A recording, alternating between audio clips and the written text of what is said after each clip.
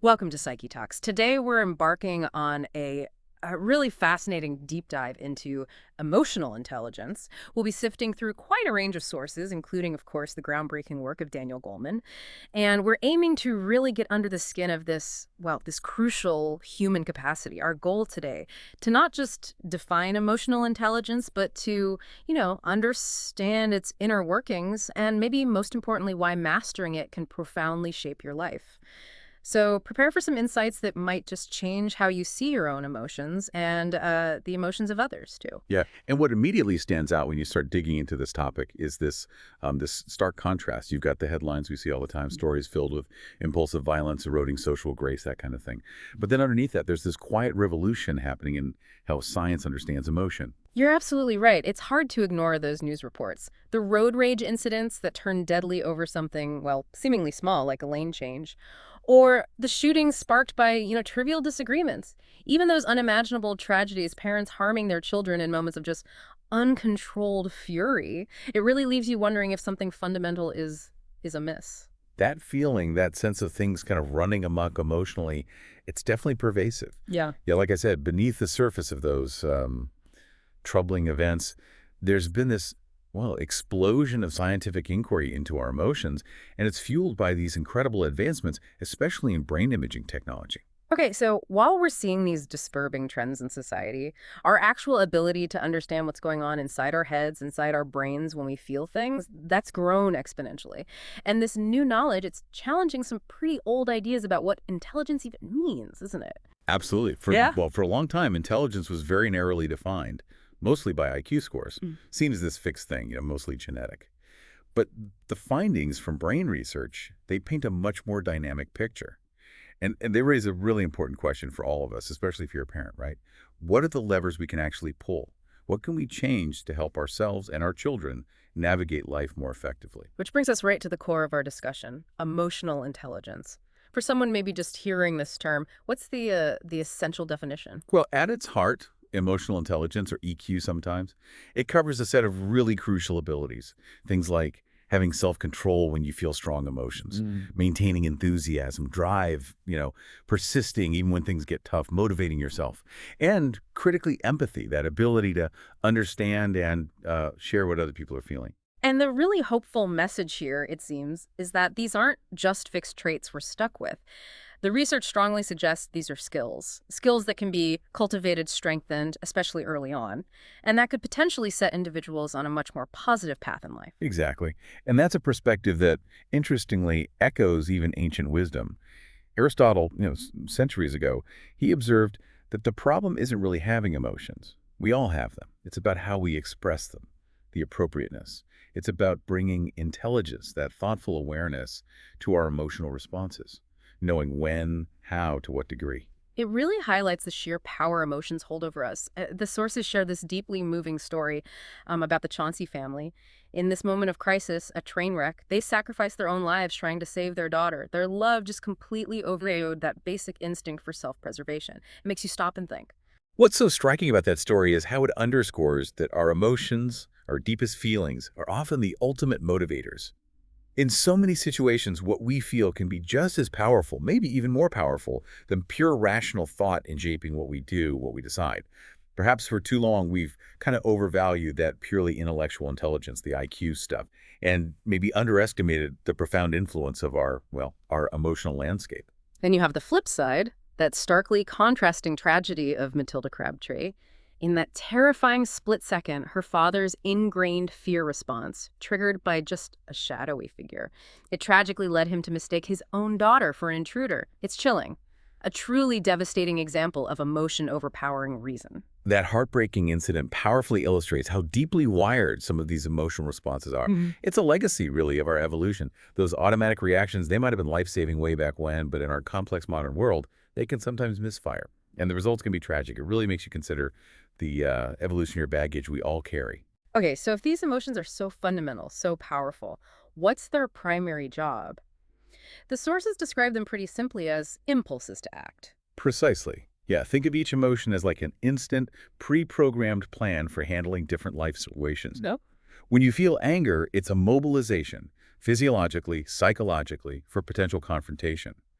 Fear triggers the urge to escape, right? Happiness, well, that tends to dampen negative feelings, gives us energy. Love is fascinating. It actually produces a physiological response that's almost the opposite of fight or flight. Surprise sharpens our senses, makes us more receptive to new info. Disgust signals something potentially harmful. And sadness, it serves as a kind of emotional reset, helping us adjust to loss, conserve energy. It's like we have this whole built-in emotional operating system just running beneath the surface. Now, the sources also bring up this idea of having two minds, a rational one and an emotional one. How do these two, well, distinct ways of processing things interact? Essentially, we have these two fundamental ways of knowing. There's the rational mind, that's our conscious, analytical self, capable of logic, reflection. But right alongside it, constantly interacting, is the emotional mind. And that one is much more impulsive, often incredibly powerful, and frankly, not always bound by logic. And they're not always singing from the same hymn sheet, are they? Sometimes one seems to just take over. Most of the time, they work together pretty well. Our feelings inform our thoughts shape our emotional responses. It's a feedback loop. But when really intense emotions get triggered, that balance can shift dramatically. The emotional mind can become dominant, heavily influencing our thinking and behavior in ways our rational self might later regret. This sounds like what the sources call neural hijacking. It sounds quite dramatic. What exactly is that? An emotional explosion, yeah. Those moments when you feel completely overwhelmed by a feeling, you lose control of your reactions. That's often described as a neural hijacking. Mm. And these intense reactions, they frequently originate in the more primitive parts of our brain, specifically the limbic system and a little almond-shaped structure called the amygdala. So the amygdala acts like a kind of emotional smoke detector. Or maybe a tripwire. In a way, yes, a tripwire is a good analogy. When the amygdala perceives a threat, and its definition of threat can sometimes be, let's say, broader than our rational mind might agree with, it can trigger this very rapid cascade of responses throughout the brain. It basically recruits other brain regions to deal with this perceived emergency. And this all happens incredibly fast, often before the neocortex, our thinking brain, has even had a chance to fully process what's actually going on. Right. And the hallmark of these hijackings is often that feeling afterward, isn't it? That I don't even know what came over me feeling.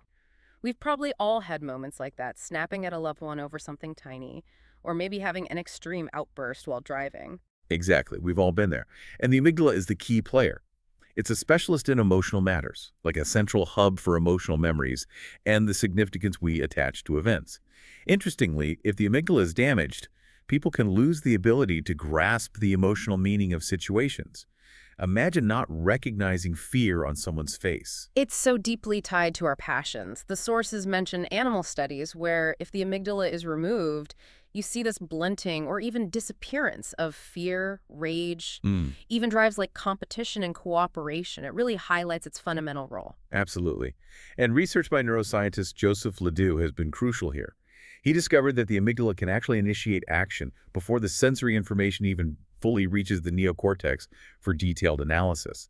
There are these more direct neural pathways, allowing these powerful primitive feelings to essentially bypass our more reasoned thought processes in emergencies. So, while another part of the brain, the hippocampus, might be carefully logging the facts who, what, when, where, the amygdala is simultaneously tagging that memory with an emotional flavor, a feeling.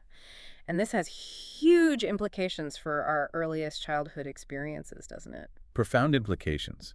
The emotional interactions we have very early on, those moments of connection and distress with caregivers, they get deeply etched into the amygdala's circuitry.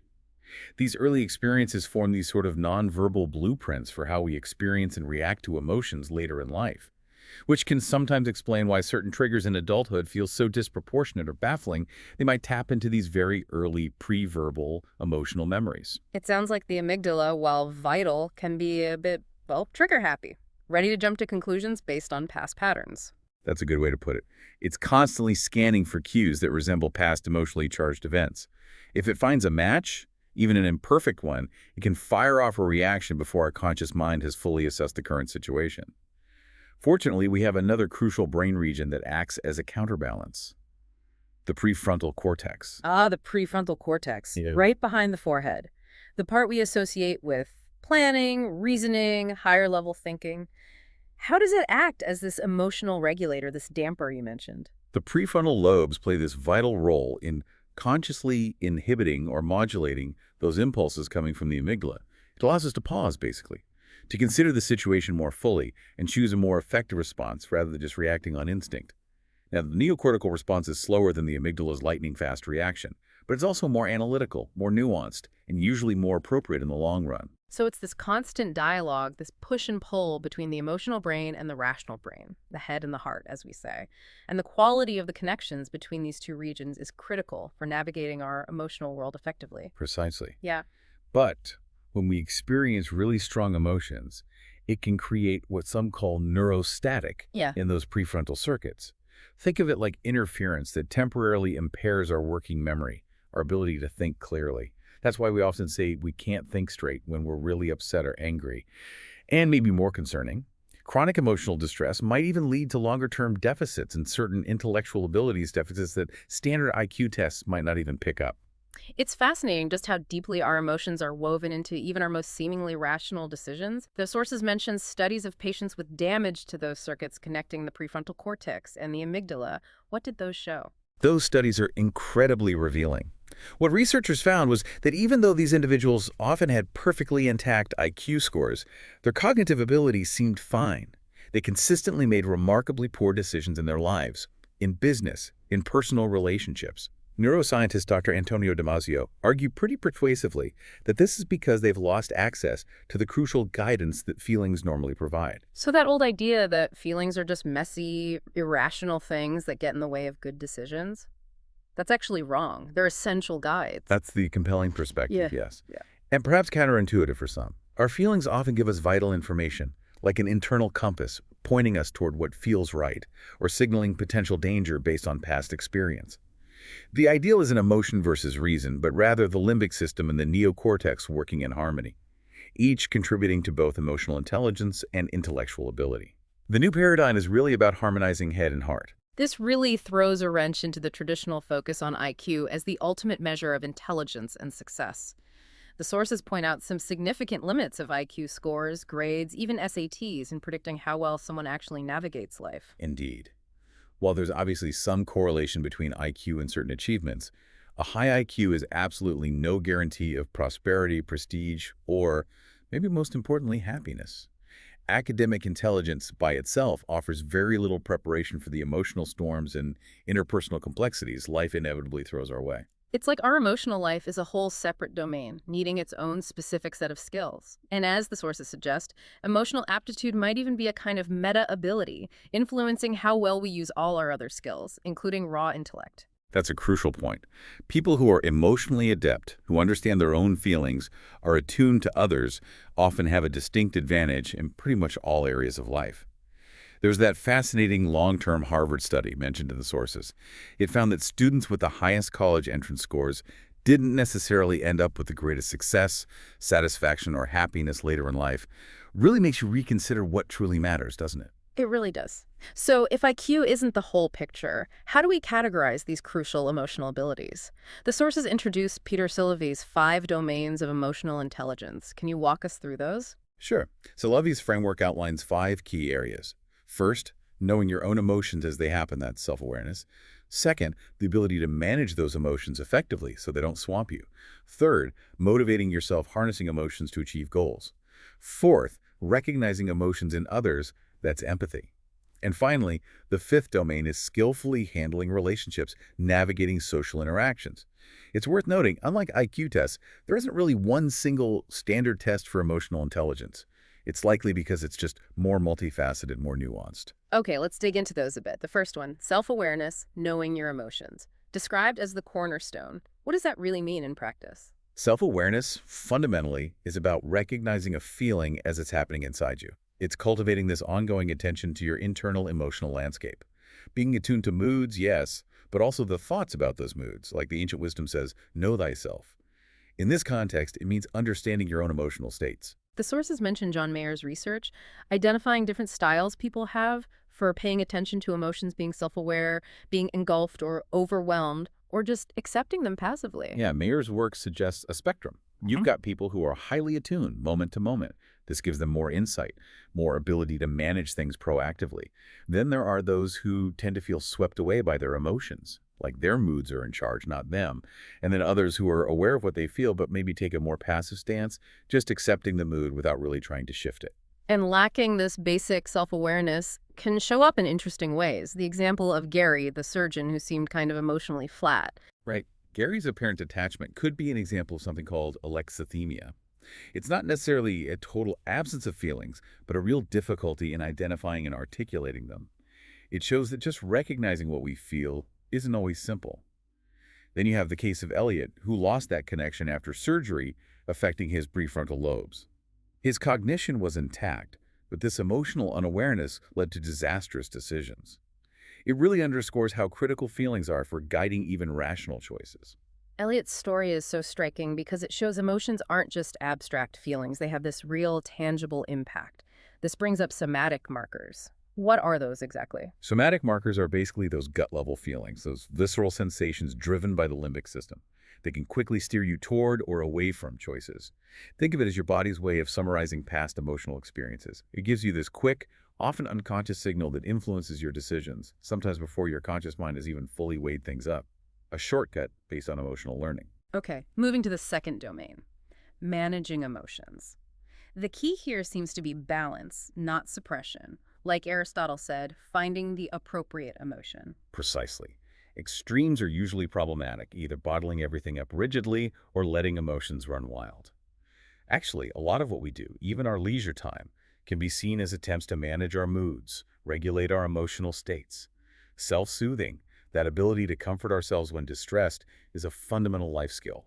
Ideally, it starts developing in infancy through interactions with caregivers. And our thoughts play such a massive role in how emotions unfold, right? That example of being cut off in traffic, how you interpret it, changes everything. Absolutely. Your first thought, that idiot, versus maybe they're rushing to the hospital, Yeah. drastically shifts your emotional response from rage to maybe mild annoyance or even concern. The sources also question that old idea of catharsis, that venting rage is healthy.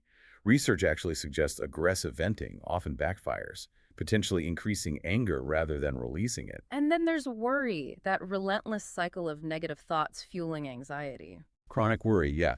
It's different from productive problem solving. It can become a major source of distress. Research by people like Romer and Borkovec suggests that becoming aware of your worry patterns and actively challenging those negative thoughts can be really helpful.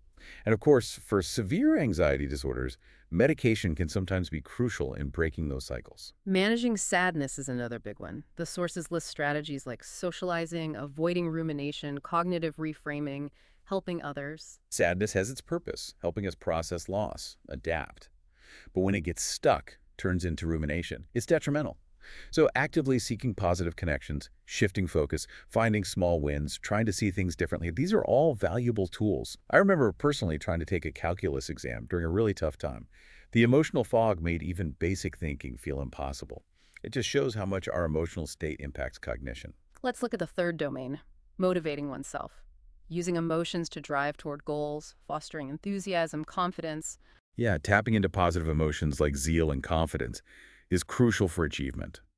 The high performance of some Asian students, often linked to strong work ethic and motivation, is one example cited. And then there's the famous marshmallow challenge, that simple test of impulse control in kids. Right. Delaying gratification for a bigger reward later. It's amazing how predictive that turned out to be for life outcomes. It really highlights the power of self-discipline. And alongside that, hope and optimism are critical motivators. Seligman's research with MetLife salespeople showed optimistic ones were way more successful. Optimism fosters hope and resilience. Pessimism leads to apathy, defeatism. Then there's the concept of flow, that state of complete absorption in a challenging task, described by Csikszentmihalyi. That's the ultimate harnessing of emotions for peak performance and learning. It requires that sweet spot between challenge and skill. Okay, domain number 4, recognizing emotions in others. Empathy. This seems to build directly on self-awareness, right? Absolutely. If you struggle to identify your own feelings, it's much harder to tune into someone else's. Empathy is fundamentally about understanding and sharing another person's feelings, putting yourself in their shoes. And yes, it relies on self-awareness. People with alexithymia often lack empathy, that emotional tone deafness. This capacity is just crucial everywhere: relationships, work, parenting, compassion, politics. Reading those subtle nonverbal cues, tone, gesture, facial expressions seems key to intuiting feelings. The sources mention women often being better at this, and it starts early, babies reacting to other babies crying. Yeah, Hoffman's stages show how empathy develops gradually in childhood. Tragically, a profound lack of empathy is often seen in those who commit callous crimes, letting them dehumanize victims.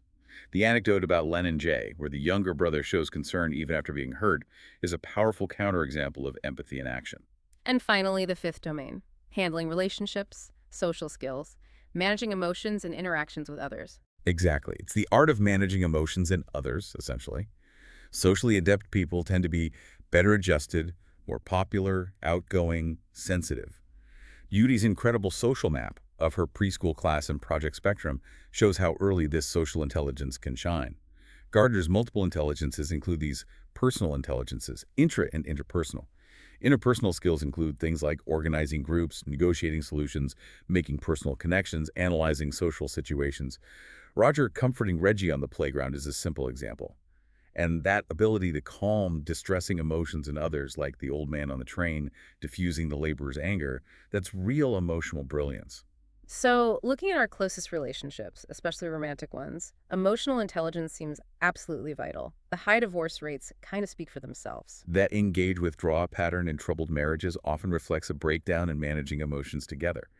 Gender differences in how emotions are typically handled, often learned early, can add complexity. Ultimately, how couples discuss sore points, how they agree to disagree respectfully, that's crucial for longevity. Dr. Gottman's research identified those four horsemen: harsh criticism, contempt, defensiveness, stonewalling, real danger signs. And Dr. Beck's work on automatic negative thoughts poisoning marriages.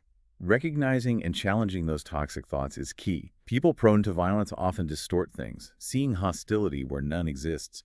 That feeling of being flooded by negative emotion and conflict is a dangerous turning point.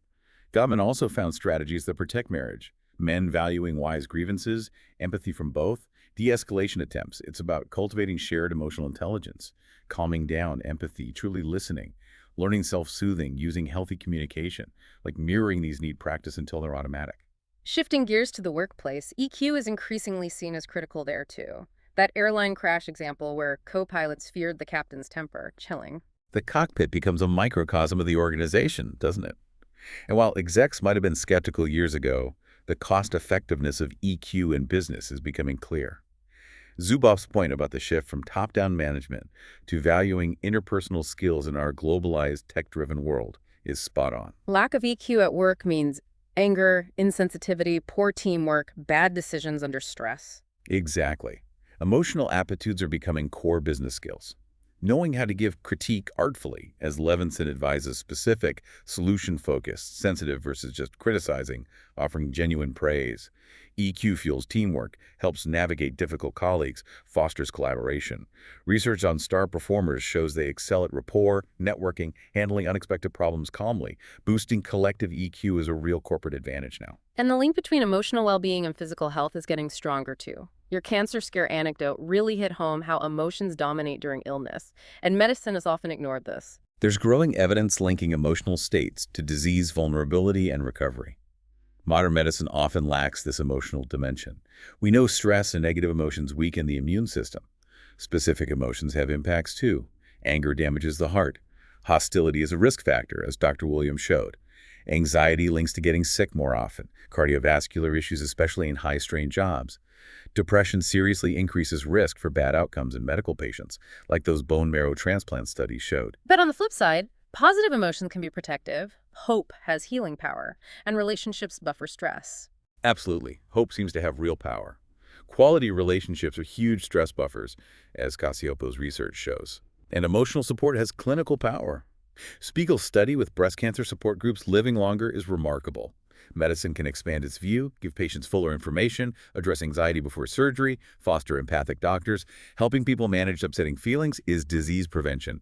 Teaching EQ skills to kids, retirees, it helps everyone. Addressing the emotional toll in at-risk groups is vital. Humane medicine is both ethical and smart business. This development starts so early, doesn't it? Parenting from infancy. Dr. Brazelton's two-block test giving a glimpse into a baby's outlook, shaped by early encouragement. Indeed. Babies from bleak homes can develop an expectation of failure. Those first few years are critical for shaping EQ foundations. School readiness isn't just ABCs, it's confidence, curiosity, self-control, relating to others, communicating that heart start. The emotional subtext of parent-child interactions shapes everything. Kids with inept, abusive, depressed, or neglectful parents face huge risks. Neglect can be even more damaging than abuse sometimes. That critical brain development in the first 3 years makes kids so vulnerable to severe stress, with lasting effects. Martin, the abusive child in daycare, sadly reflects learned behavior. But there's hope for healing, right? Yeah. Even for things like PTSD. Yes, PTSD involves that hyperreactive amygdala. Traumatic memories interfere with learning. Overcoming it often involves the neocortex learning to inhibit the amygdala.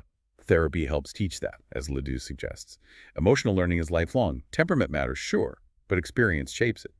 Kagan's work with inhibited kids shows how parenting helps.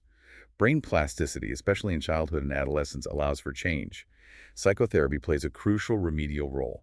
Nurturing and guidance are key. Which brings us to schools and this worrying trend of emotional illiteracy. Tragedies like the Ian Moore shooting highlight a desperate need. Educators see this gap. The data shows increasing withdrawal, anxiety, impulsivity, aggression in kids globally. It's a widespread emotional malaise. These deficits set kids up for problems. Jimmy, the bully aggression, rooted in neglect, poor self-control, hostile bias. Aggressive kids risk crime, rejection, school failure. But timely help can teach anger control, social skills. Relationship problems often trigger childhood depression, sometimes showing as irritability, not sadness. Pessimism and poor relationship skills link to youth depression. Some even link industrialization pressures to less parental emotional attunement. Even mild childhood depression raises later risks. But since pessimism often comes first, there's a chance for prevention, like that Oregon high school study. Eating disorders also link to emotional deficits, confusing feelings with hunger, poor control, plus societal pressure. Treatment needs EQ skills training. Social rejection, dropping out linked to angry, hostile kids and timid, anxious ones. Awkwardness, poor social signals. Friendship coaching helps. Early intervention is key. Abuse prevention programs emphasize EQ skills, self-awareness, managing feelings, impulse control, handling stress, plus interpersonal skills. Reading cues, listening, resisting negative influences, perspective taking. So, an education in the emotions is clearly needed. That self-science class at Nueva Learning Center sounds like a fantastic model. It is. Classes like that focus directly on feelings, relationships, real-life issues. The idea is emotional literacy is as crucial as reading or math. Call it social development, life skills, SEL. The goal is raising social and emotional competence for all kids.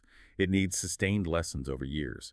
Think cooperation squares games, or just a circle asking how do you feel, versus difficult classwork. Curriculum covers self-awareness, managing emotions, responsibility, empathy, relationships, listening, assertiveness, cooperation, conflict resolution, no grades, maybe a Socratic exam later, or integrate it like the Child Development Project using Frog and Toad for friendship lessons, age-appropriate lessons on empathy, impulse control, anger management like the stoplight poster, addressing teen pressures, programs like resolving conflict creatively, prevent violence, train student mediators. It shifts mindsets from reactive to problem solving like Angel Perez found. Schools often have to step in where families struggle, requires teacher training, community involvement, use crises as learning moments, build a caring school culture, best design. Start early, age-appropriate, ongoing, integrates school-home community. The impact is real. Fewer suspensions, evaluations show gains in self-awareness, managing emotions, empathy, relationships, and better academic achievement too. It helps kids become better friends, students, family members, future adults.